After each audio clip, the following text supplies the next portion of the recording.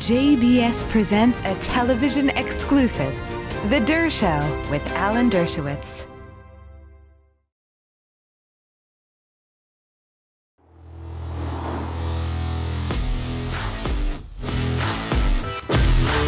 Welcome back to the Dershow.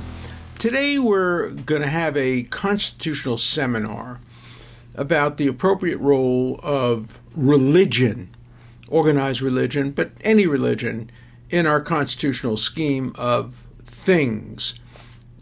When the Trump court emerged, I predicted that one of the major changes that would occur would not be about specific cases. Criminal cases probably be decided essentially the same way. Many commerce clauses will be decided the same way.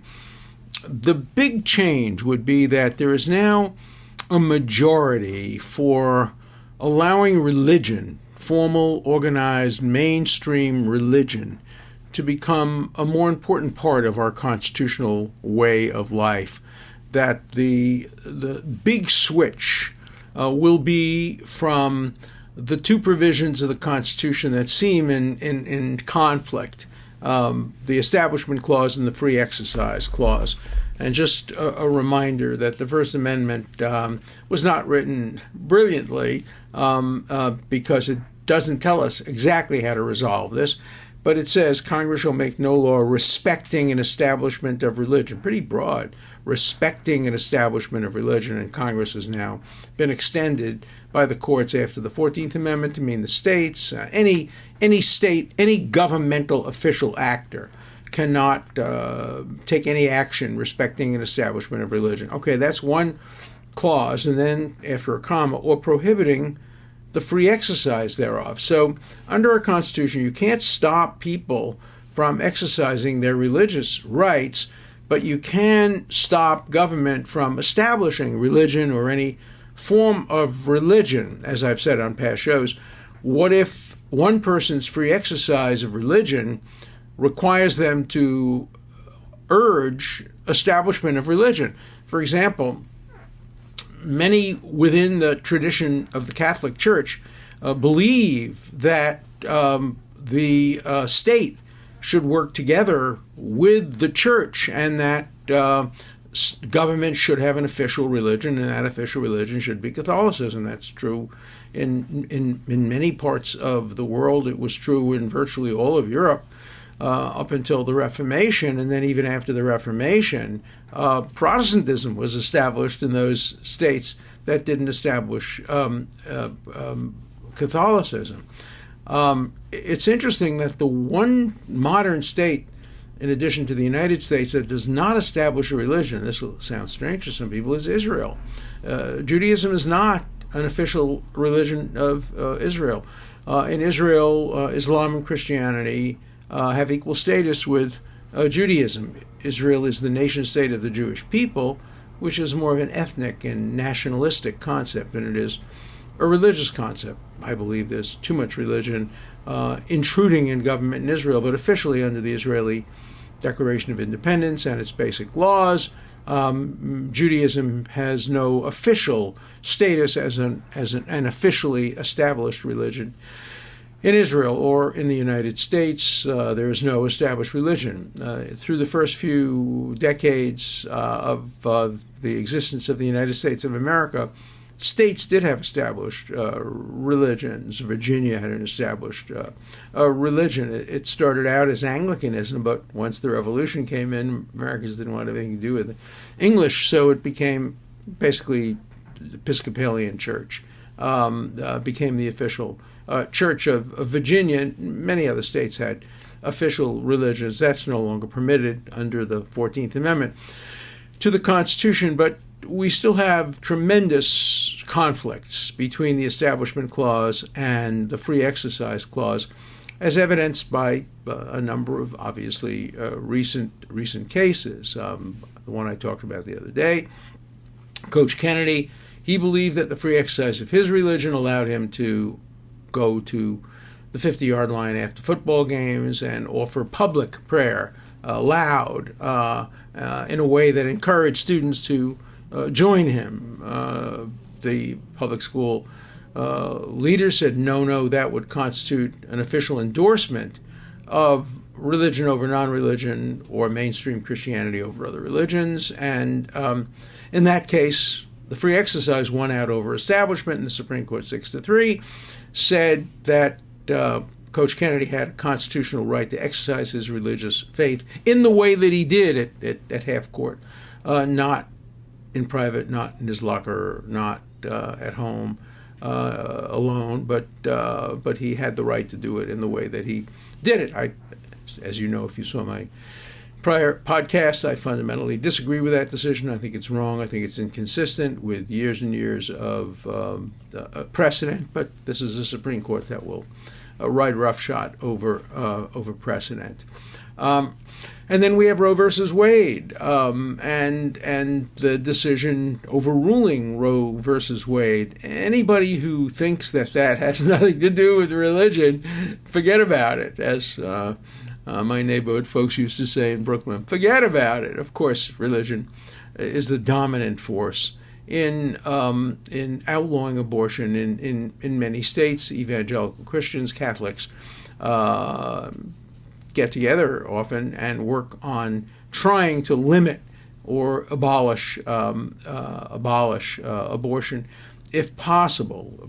They make the pretense, well, let's leave it to the states, but that's not really what they want.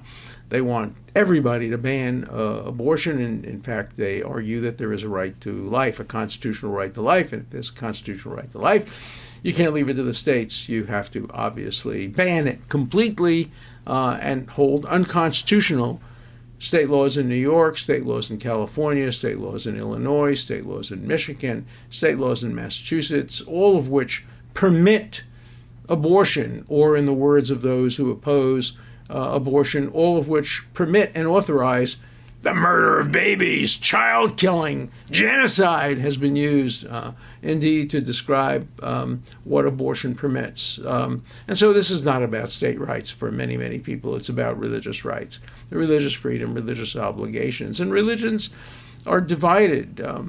Catholicism is very strict in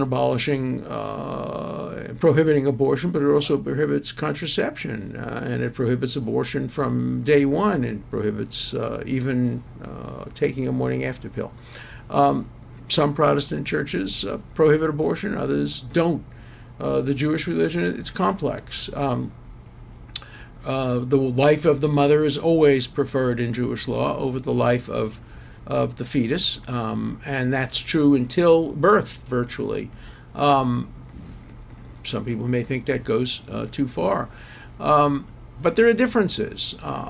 Different religions have different views on abortion, but almost every religion has a view on abortion. Under Jewish law, it is not murder. The Torah distinguishes between murder on the one hand and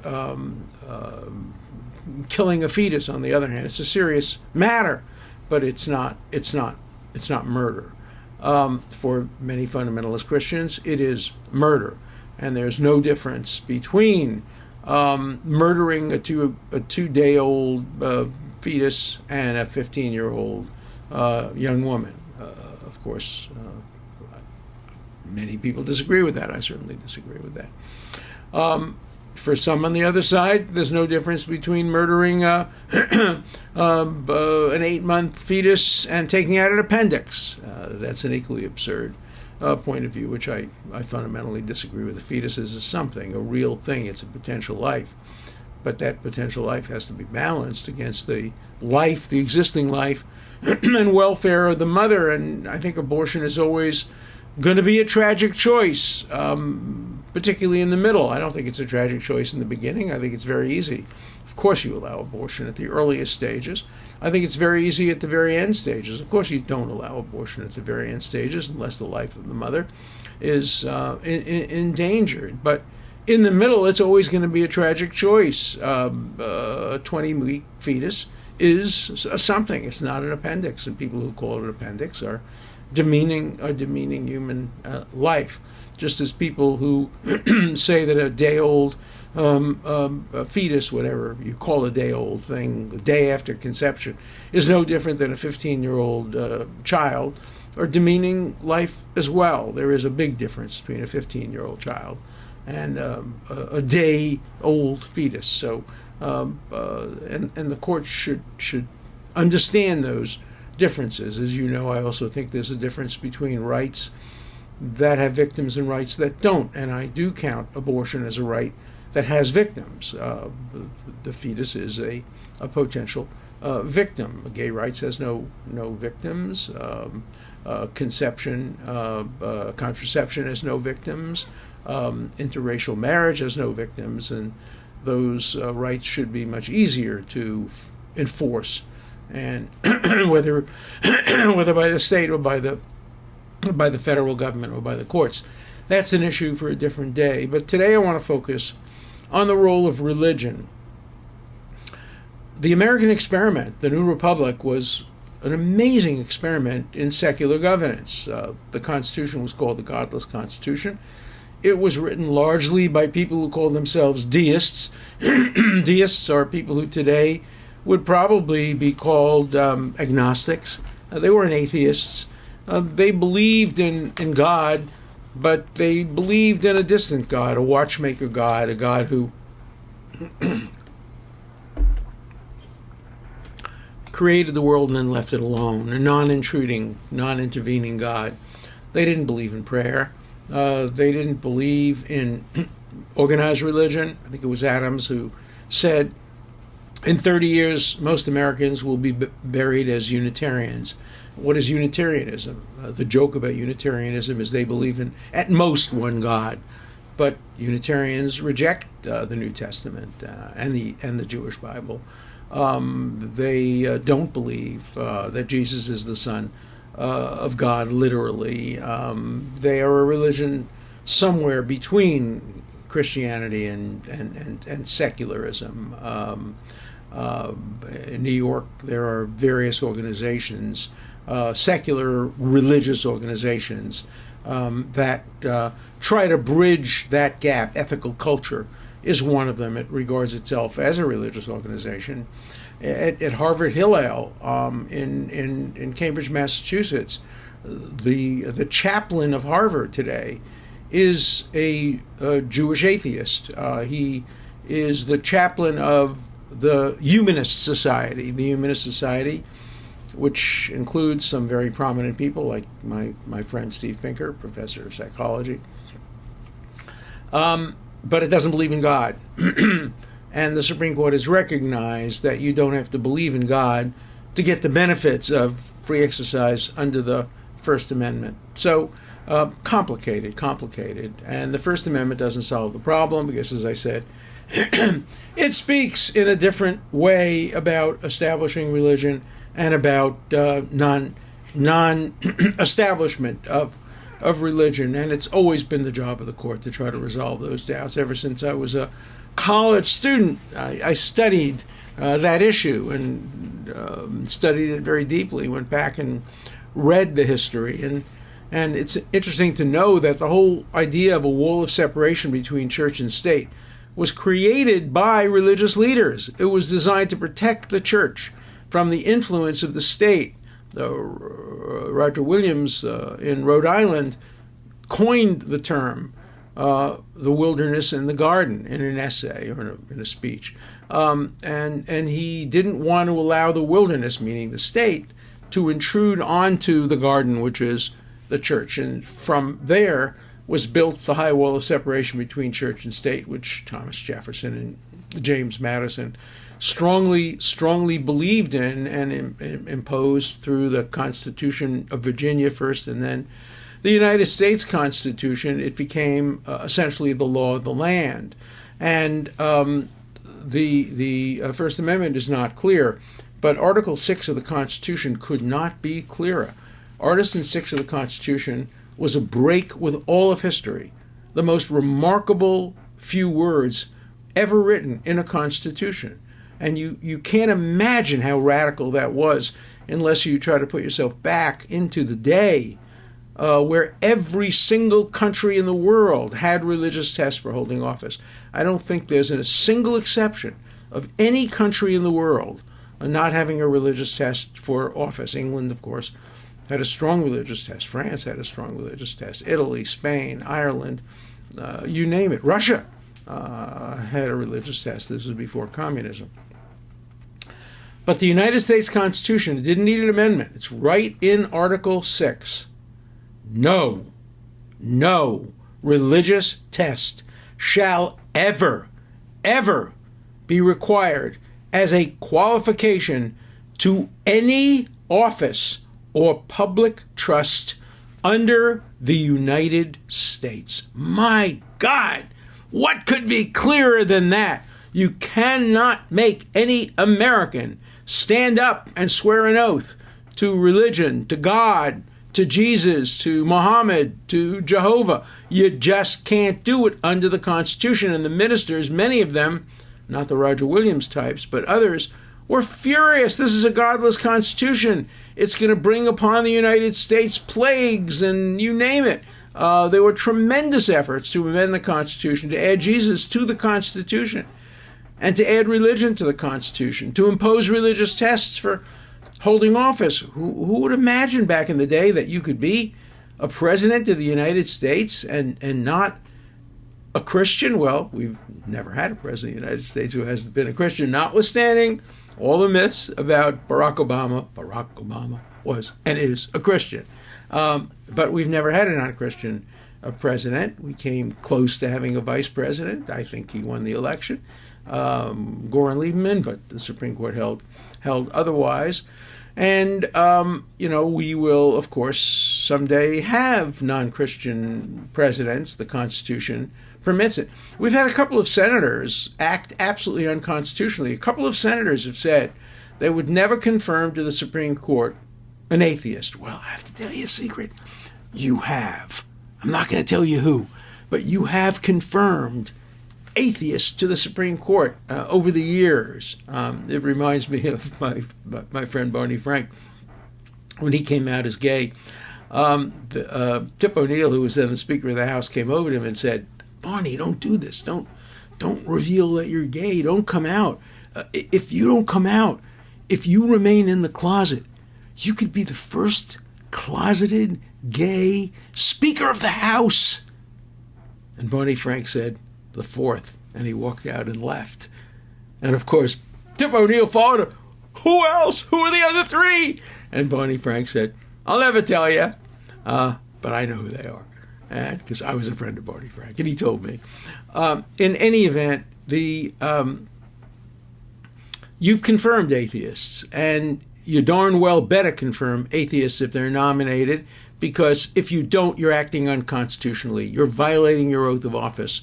You're violating the provision that says no religious test shall ever be required. Religious test doesn't only mean you have to be a Christian rather than a Muslim or a Jew. It means you can't inquire about religion.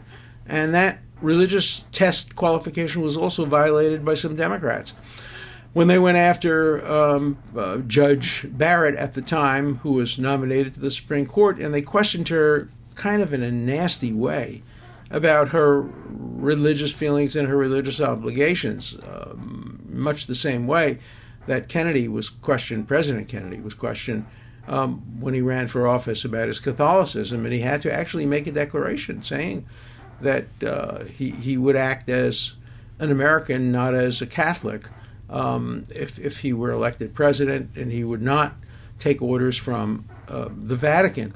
Justice Scalia took a somewhat different point of view. He basically said he's a Catholic first, and he could never violate his Catholic obligations, and if he ever was forced to choose between his obligation as a Catholic and his obligation as a justice of the Supreme Court, he would have to resign, and he would choose to act as a Catholic.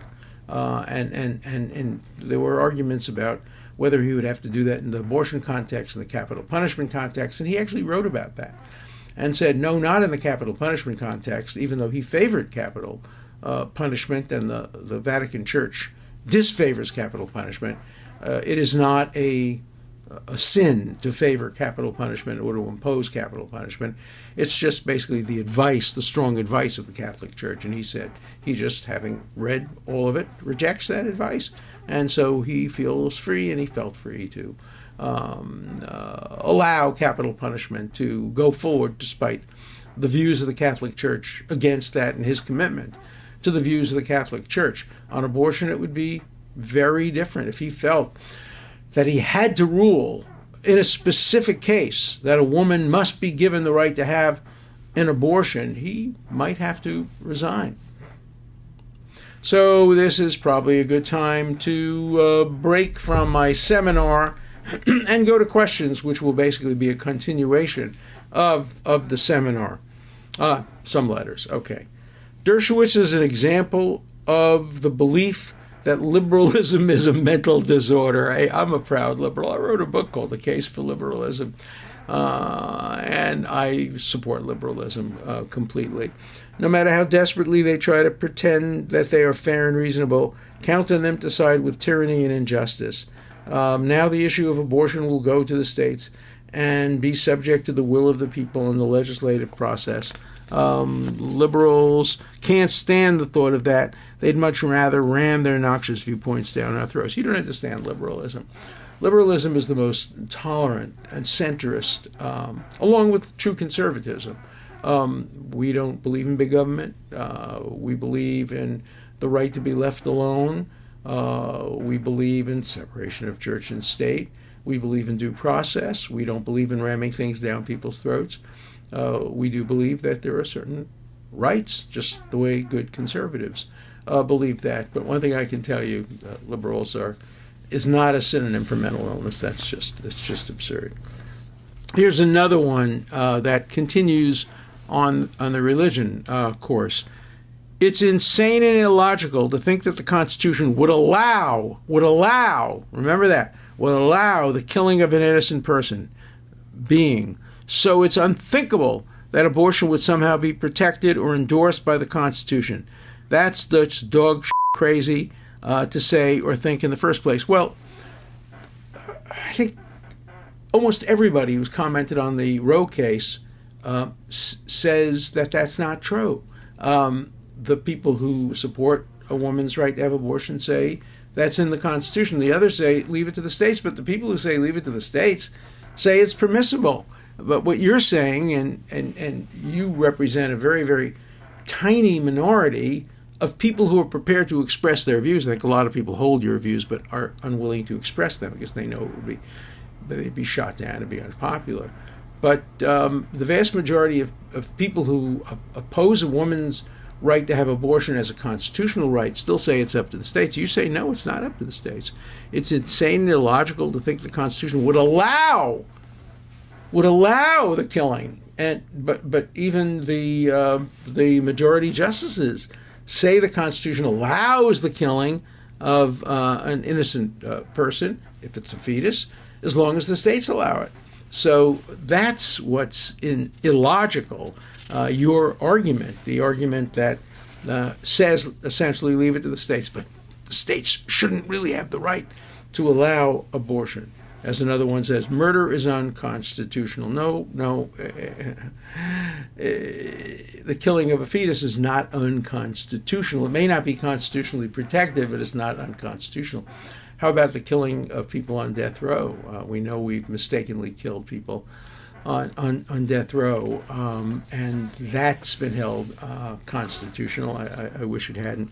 The America I grew up in believes in the unalienable right of life, liberty, and the pursuit of happiness. Abortion ends life. Again, that's just another perfect example of people talking out of both sides of their mouth. On the one hand, they say leave it to the states, and on the other hand, they say the states shouldn't have the power to kill innocent people. This is the influence of religion. And look, reasonable people could agree or disagree as to whether a country is better off with a merger of church and state or not. The American way has always been not to require religious tests for any position in government. And if you don't require religious tests, that's another way of saying you can't really establish religion, because if you have an established religion, then it almost automatically follows you can require people to believe in that religion if they're going to be allowed to hold office. But we rejected that. And we rejected the notion of an established church or the establishment of religion in, as I said, very, very broad terms. It doesn't just say you can't establish religion. It says, and this is the first of the First Amendment. It's before freedom of speech. It's before freedom of assembly. Congress shall make no law respecting, that is, involving in any way, an establishment of religion. Not even the establishment of religion, but any establishment of religion. Any law that partakes in giving governmental imprimatur to religion. As far as our First Amendment is concerned, religion and atheism are on exactly the same standing. That you are no less a citizen if you actively disbelieve in God than if you believe in God. And if you're a senator who actively believes in God, you are violating the Constitution if you vote against somebody who disbelieves in God, because the Constitution specifically prohibits that. So I'm anxiously looking forward to your letters on that, because I strongly believe that the biggest trend that we will see coming in the Supreme Court is a brick by brick reduction in the wall of separation between church and state. We will see a greater influence of religion. We will see division becoming a more divisive factor in an already divided country. That will not be good for America. See you next week.